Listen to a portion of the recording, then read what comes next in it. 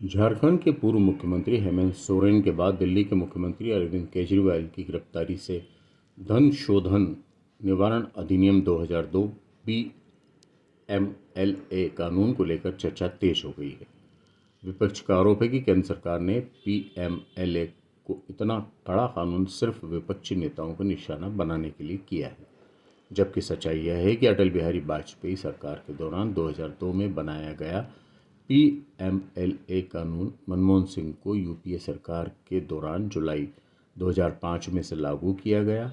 इसके बाद इस कानून के जिन प्रावधानों की चुभन विपक्षी नेताओं को हो रही, उन्हें संशोधित कर धारदार बनाने का काम भी 2009 और 2012 में यूपीए सरकार के दौरान किया गया था।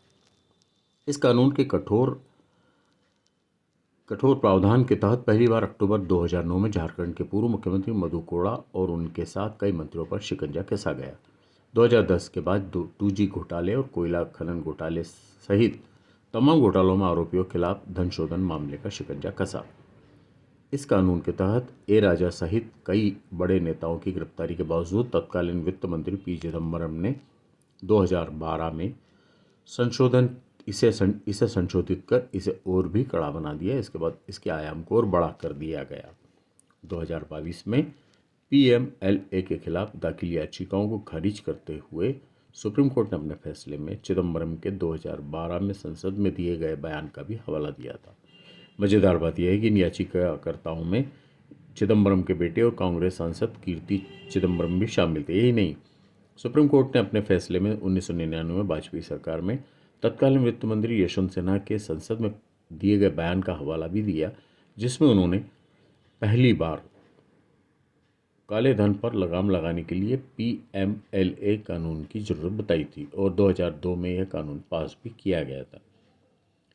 शुरुआत में इस कानून में आतंकी लेन देन, तस्करी से जुड़े मामले शामिल थे। 2005 में इसे लागू करने के बाद सभी बैंकिंग तथा वित्तीय संस्थाओं के संदिग्ध लेन देन की रपट वित्तीय खुफिया इकाई FIU को भेजना अनिवार्य कर दिया गया ताकि बैंकिंग चैनल पर नज़र रखी जा सके। 2009 में किए गए संशोधन में भ्रष्टाचार निरोधक कानून जैसे कई कानूनों को पीएमएलए के दायरे में ला दिया गया और ईडी को आरोपियों की संपत्ति को जब्त करने तथा उन्हें गिरफ्तार करने के अधिकार दिए गए।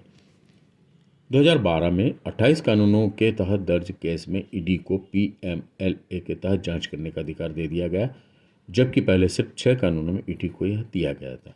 पी चिदम्बरम ने न सिर्फ पीएमएलए कानून को धारदार बनाया बल्कि ईडी को मजबूत बनाने की नींव भी रखी।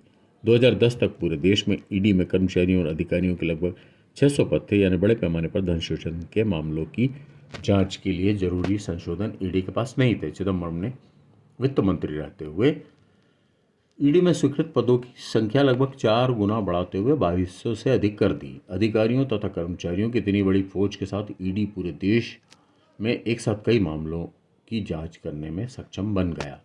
भारत में पीएमएलए को उद्भव के लिए यह जानना जरूरी है कि 1998 में भारत पहली बार वित्तीय कार्रवाई कार्य बल FATF के एशिया सब रीजनल समूह का सदस्य बना और इसी कारण तत्कालीन प्रधानमंत्री अटल बिहारी वाजपेयी को नया पीएमएलए कानून लाना पड़ा।